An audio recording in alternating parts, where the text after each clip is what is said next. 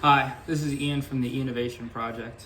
Today I'm going to be just kind of talking and going through the steps on how to repair a Coleman 502 stove I found at a yard sale. Just talking a little bit about it, about the history, and let's see if we can get this thing running. So just a little background on this one. Like I said, I picked it up at a yard sale. Actually came with the wrong filler cap. It came with the red one, presumably from Coleman 200A single mantle lantern. But thankfully I keep some spare parts, so I do have the correct filler cap for this one. It's a 3-piece with the ventilation down towards the bottom versus on the one at the lantern has the hole on the side. So thankfully I have the correct filler cap, which is gonna help me just keep this original. This is a 1968. You can find around here April 1968. Maybe the camera can pick that up, I'm not quite sure. Single burner stove. This is a model 200A. 502. Sorry, 200A was the lantern for this filler cap, but this is a 502 stove. We're gonna start by removing the grate here. Just got these 4 Phillips head screws. I'm gonna say 1962 or 1963 is the first year that these ever came out, right after the 501 and the 500. The 501 was only around for about a year. And it had fuel issues to where it would still keep burning if you released the fuel valve. So they came out with this version, the 502, which was a much safer version. And I'm sure somebody can correct me out there if I'm wrong, but they made this model until 1983. So pretty long lifespan. So these are plentiful and easy to find for the most part. Getting harder now at least, but still, you know where to find them. You can still find these. All I've done so far is just take the grate off. Right now I'm removing the fuel nut here, or this just is nut that holds this piece in place. Next, there's a nut on here that holds this arm on there. So I'll be removing that.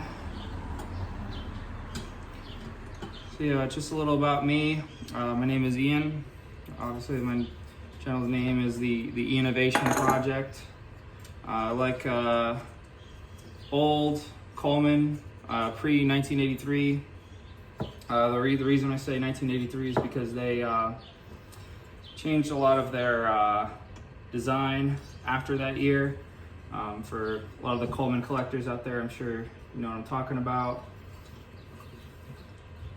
All right, I loosened this up. Now I'm trying to gently remove this without breaking it, because it is made out of brass and it will break. So here this is called the generator assembly. Well, this is the generator and this is just the valve assembly that goes with it. But the generator, what happens is on this burner here, heats up this tube, right? And on this tube, as it heats up, that liquid fuel begins to atomize, and that's what gives you your blue flame. What else is there to say? Like I said, I have a real thing for vintage Colemans. I found my first Coleman double burner stove at a yard sale for $3. Originally they wanted $5. I offered them $1, not knowing what it was, and we settled on $3. It was a 425D stove, so it was right from around this era, late 60s. And I knew nothing about it, so I really wanted to just see how it works. Figured with a $3 investment. What I've done next, sorry, I'm trying to talk a little bit as I'm working, but all I've done next is remove the Band of Blue burner assembly here.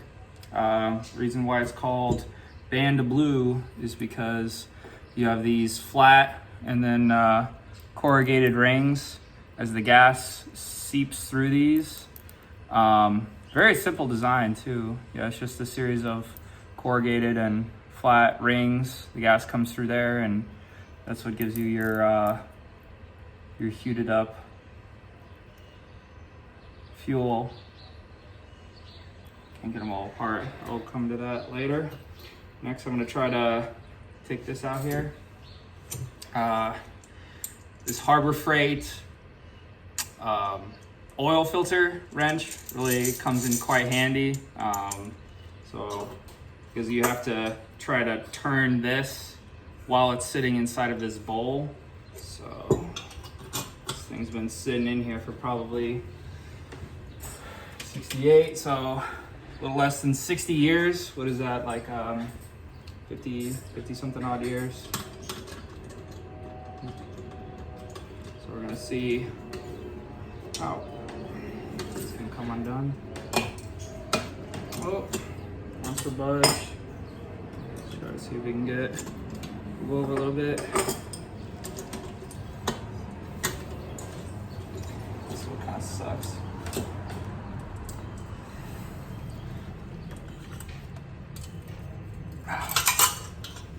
Not wanting to come out right now. So what we're gonna do is use some penetrating fluid.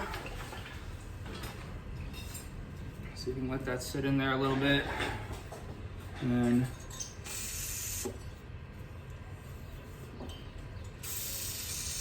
leave that for a few minutes.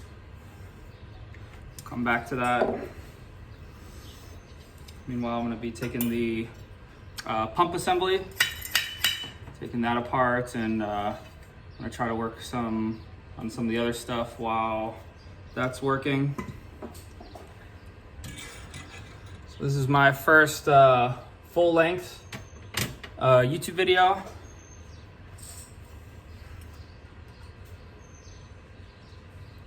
One of the things I've really liked about YouTube is that whenever I can't figure something out or something stumps me, I can go on there and find what I need. So it's time for me to start doing the same.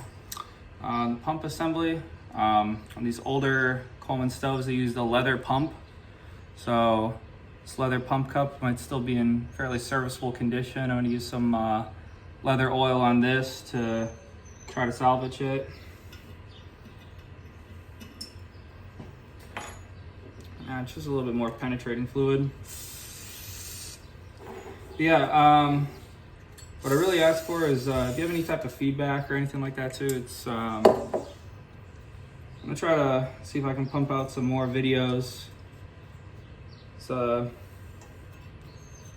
I think this will be kind of fun, kind of like a fun hobby to do as I'm working on stuff. I like Toyota too, specifically Land Cruisers. So maybe we'll make some Land Cruiser videos, some other stuff. This is not wanting to budge. We have an idea. Let's see if we can reposition this. And then we'll use the vise. So turn this upside down.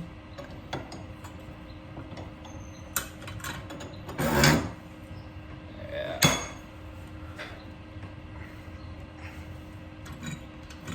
Oh, that's just turning the rubber pieces too. Let's see if we can get a better grip on it. Some of the penetrating fluid flowing out. Get some more leverage this way.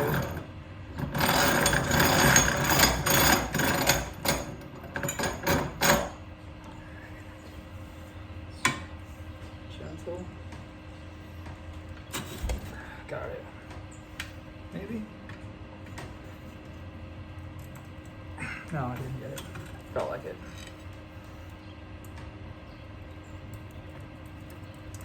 Don't want to break it.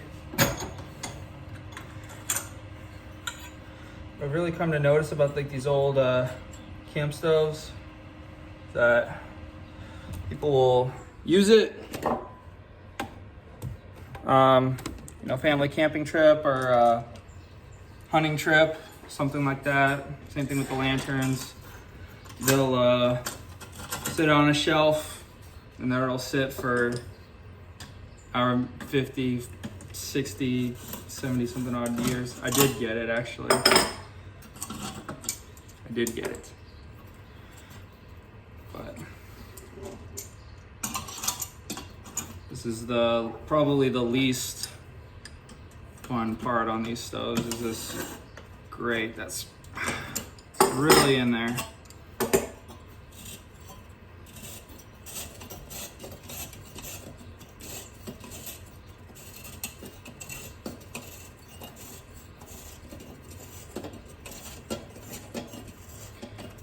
This is probably going to be a part 1 video, by the way, just because I really want to do the paint on this, and I want to try to have this bowl replated in nickel also. But yeah, see what I mean? Look at all that 50 something odd years of nastiness in there. Part of a match, leaf, and then just a bunch of crud. All right.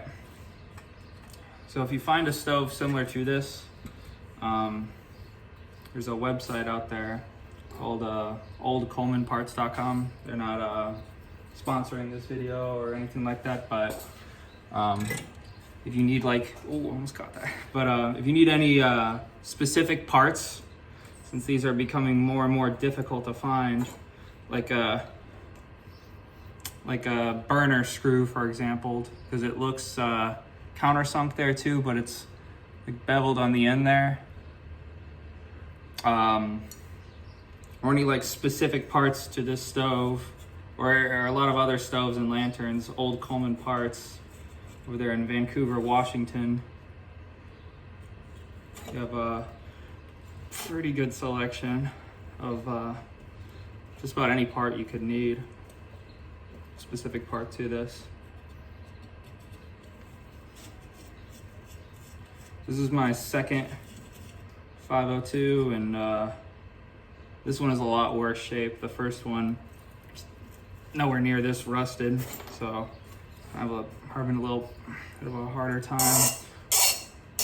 You can see, you can hear it.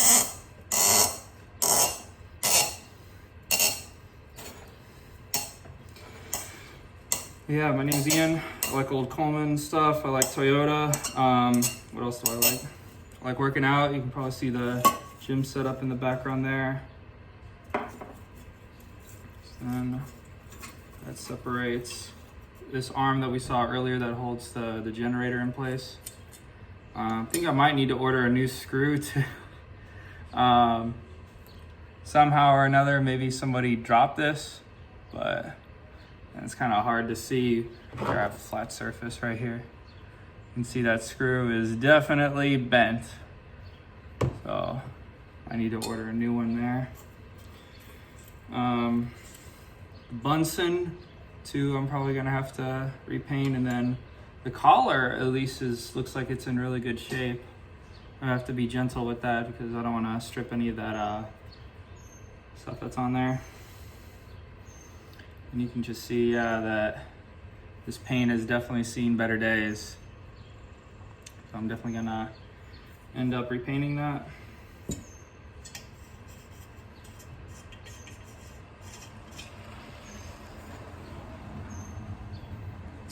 All that's left is this valve assembly here.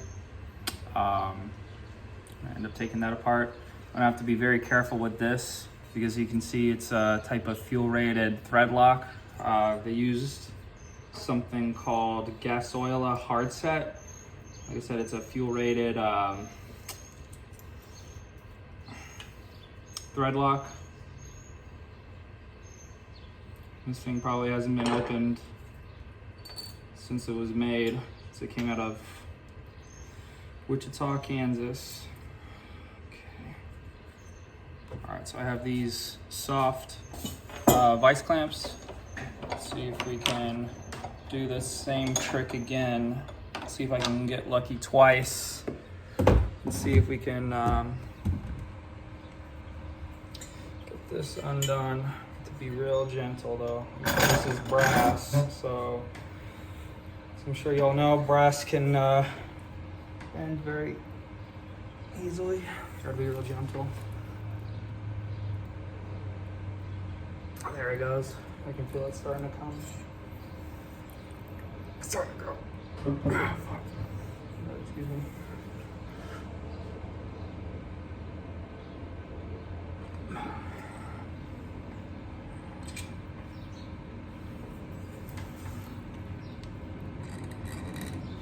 There we go. Try to show you what I'm doing.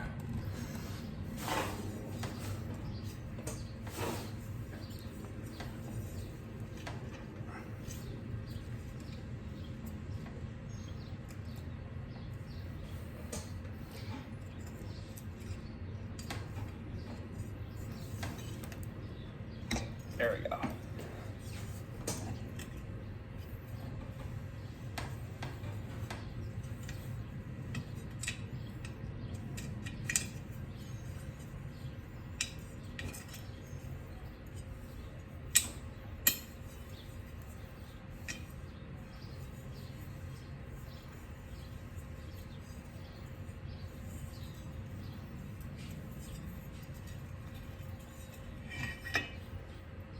All right. Let's bring it back. So what that leaves us with is a bare fount here. All right, so I actually didn't know this was the name for it, is that this part is the fount. So this is what stores your fuel and your air as you pump it full of air on the pump on the side. Actually not just bare yet. Thankfully, if you're slick, you can do a few of these. You'll have they sell parts on eBay. I'm sure on oldcolemanparts.com too, on how to get the check valve out of here. So it's a one-way valve. So when you pump it full of air, you don't want the air to come back out, obviously, so you need a one-way valve system. So they make this check valve removal tool that allows you to thread this in. Well, I'm sure you'll see me do it here in just a second, but those teeth line up with the check valve, and then just need to make sure which side to use. So this piece that you turn, it's square, lines up with this. So as a secondary safety measure, as you screw it tight, as the directions say on there to close it, it's another way that doesn't let air out. So it's a added safety measure. But the later ones would use a thinner, this piece was a different thread, so I wasn't sure if I need to go in the toolbox to grab the other one. But with this being an earlier stove, it uses the one with a little bit more threading on there. So we're gonna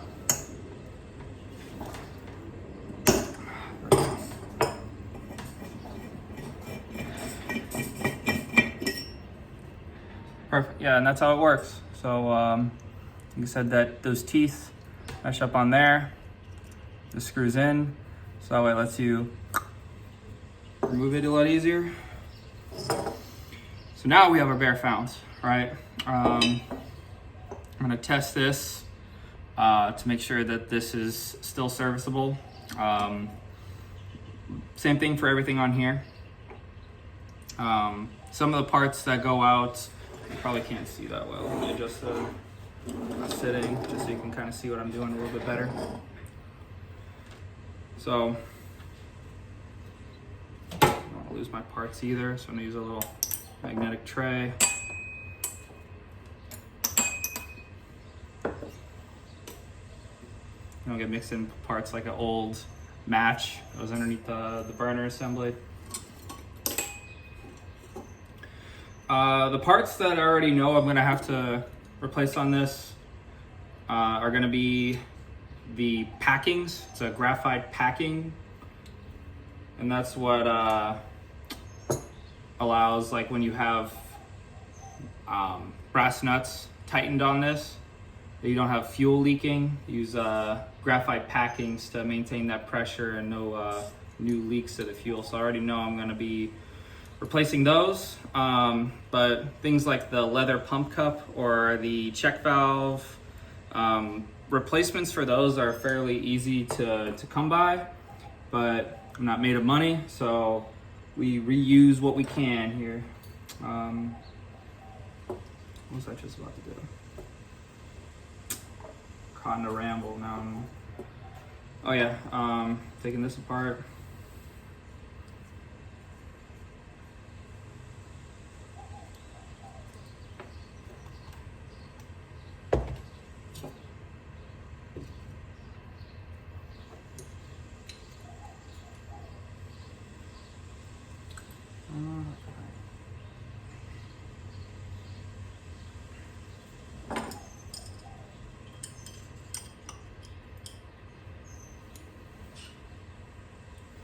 Brass is very soft too, so if I inspire anybody to do this on their own with an old lantern or an old stove, I'm being very careful here so that way I don't score the brass. There we go. Very gentle. Take away our generator nut here. That's what I was looking for. It's still in the vise. I'll show you here in a second.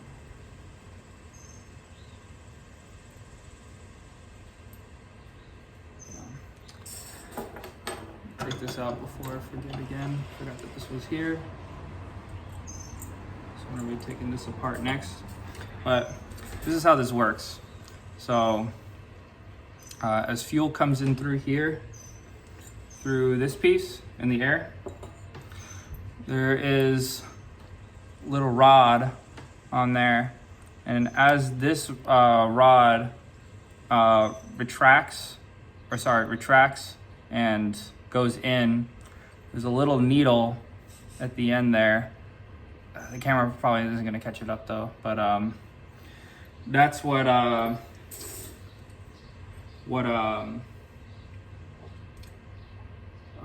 is how you get like your high and low settings. So with the needle in, very little fuel is going to come out, and as it retracts out, it's going to do two things. It's going to control the flow of fuel, and it's going to clean the tip also. That's why it's called the tip cleaner. So we're going to try to gently get this out. And like I said earlier,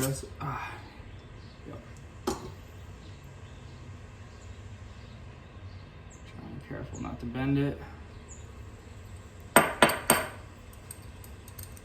Like I said, problem with this is that when it sits for however many years, like there's a spring stuck in there, which acts as like a type of heat exchanger, so that kind of helps heat it up faster.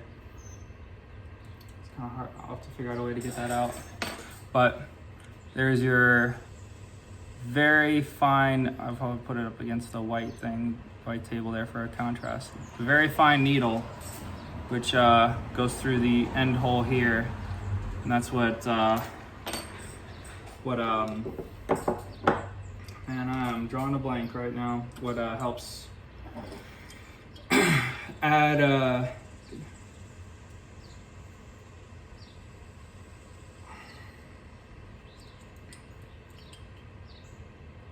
your high and low settings on the fuel there. Sorry, I'm trying my best here. This is my first full-length YouTube video, so take it easy on me in the comments there.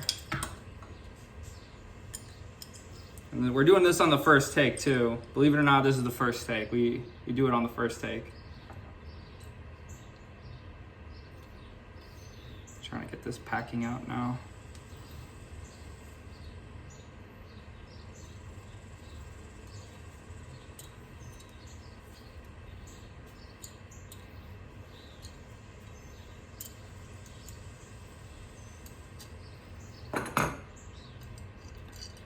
people always like segment and cut up their videos. We do it on the first take here.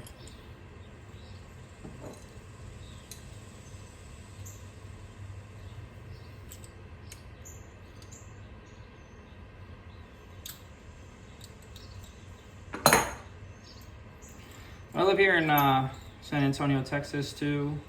I love it here. Texas is a lot of fun, pretty awesome. Here's your little, I believe this is called the metering rod. So when you turn this valve in the front, what this is doing is this is letting fuel come in and out versus this knob on the side. That's what adds like your high and low settings. Coleman later on with the 533. So you can buy a modern version of the stove. They sell it at some shops like Bass Pro Shop. My local Ace Hardware, where I lived at last, sold the modern version of the stoves. It's gray. It's the model 533. But this, they would later get rid of this knob in the front and just have the on and off and high and low setting all controlled from this lever. So I prefer the older one.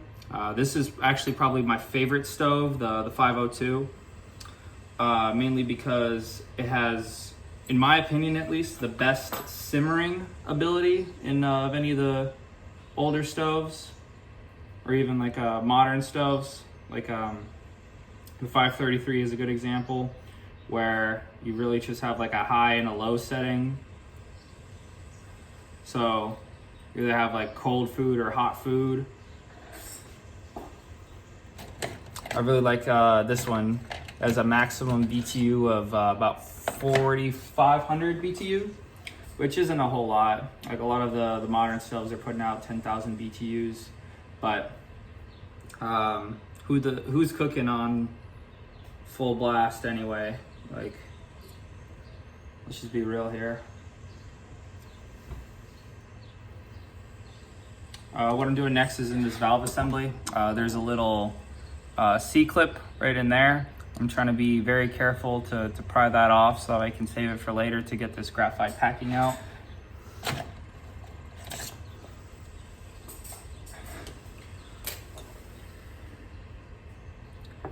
I'm about to be doing it's like heart surgery on a C-clip here. Very careful.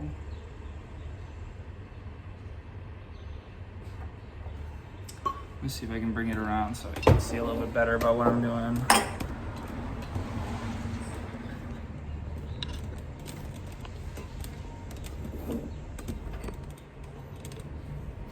So like I said, I'm trying to remove this C-clip off. You know, 2 screwdrivers, flathead screwdrivers. My preferred method to get it off. It can be a little frustrating at times because you're trying to be very careful not to break this thing, and you're trying to pry this thing off. Let me see if I can get a more fine tool.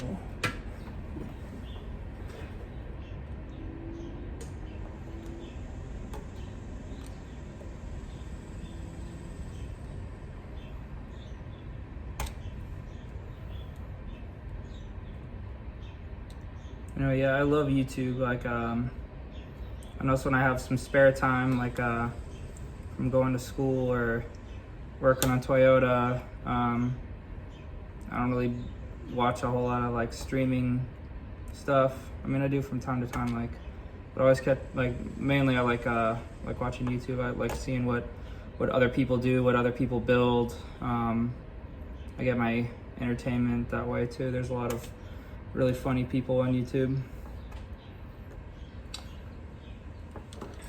Come on. This is probably going to be the part of the video where you see me struggling the most. Oh, I thought I had it. Partially got it. Just need to get it the rest of the way.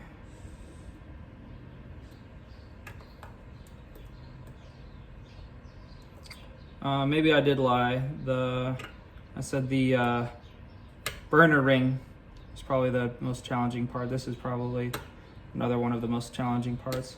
But this isn't necessarily a need to do if you want to service one of these stoves. Sometimes you can get away with using the old packings, like if it's already maintaining pressure. But if I'm already taking this thing apart, I already have spare graphite packings. I'm gonna do it anyway as a safety measure. Last thing you don't want is while you're cooking your bacon and eggs in the morning is some fuel spilling out. Not that that would be likely, but definitely a nice preventative measure. Hopefully that was that angle was good enough to catch this, but I'll show you. Sorry, I'm trying to. So this is what we were trying to get off right here. Be very, like I said, this is very thin brass. So that little ring on there is what we're trying to get off.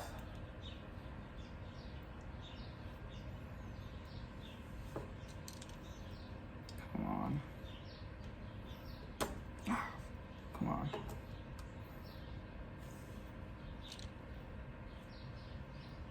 Yep, there we go. You can see how easy that could probably be to break. Speaking from experience, you know, I have broken one before, but as I mentioned earlier, old Coleman parts carry spares. And there's this little beveled ring that goes with it. And then lastly, the packing that I'm gonna be breaking out here. And just use like a screwdriver or something.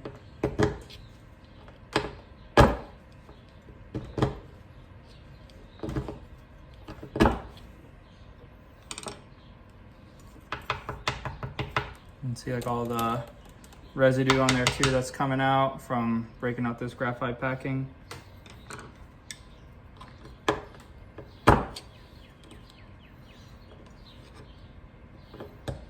Yeah, let me know how y'all like this format, this one take format in the comments. If you like my ramblings or if you'd rather see it segmented up. Just really kind of experimenting here.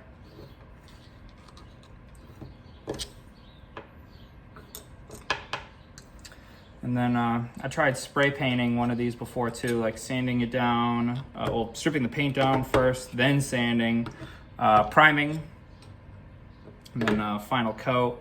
I'm actually not really a fan of how it turned out.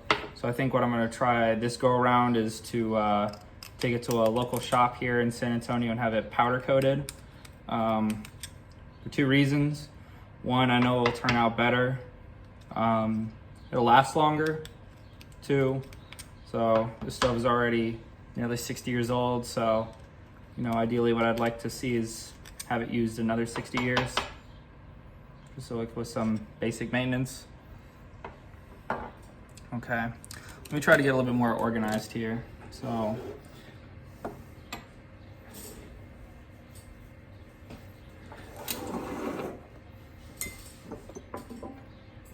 we have our screws and our nuts, the cleaning rod, for the generator, valve assembly, the Bunsen, burner bowl. This, I'm not sure what this is called, it's like a bracket that holds that and goes on the bottom of the burner.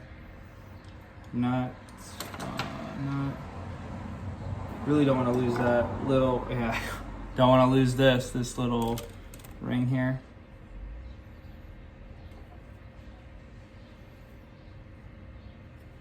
Metering rod. All right. Let's take this apart.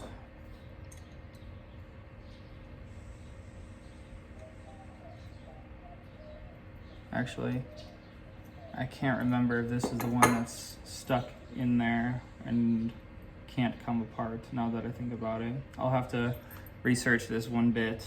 Can't can't remember if it was a stove or a lantern. Maybe it's a 425 stove that I'm thinking of though, where this can't come out. So I'll find out that answer off camera. But basically in the 425 stove fuel tank, it's very difficult to get off and you could break the brass. I can't remember if it's the same on a 502 stove, so I'll have to find out that answer and let you know in the next video. So I'm gonna set this aside for right now. And we got our grate and the correct filler cap also. This is a 3-piece filler cap. The reason why they call it a 3-piece is that, you guessed it, 3 pieces. So it has the screw on the outside, which is actually considered a piece. The part that actually threads in. I didn't have it on tight enough. Trying to get that screw off. Yeah, there we go. Maybe that's not coming apart. Maybe, maybe not. But anyway, I'm trying to separate this internal piece from this screw right here. Probably gonna have this piece powder coated also, so that way it matches the fount.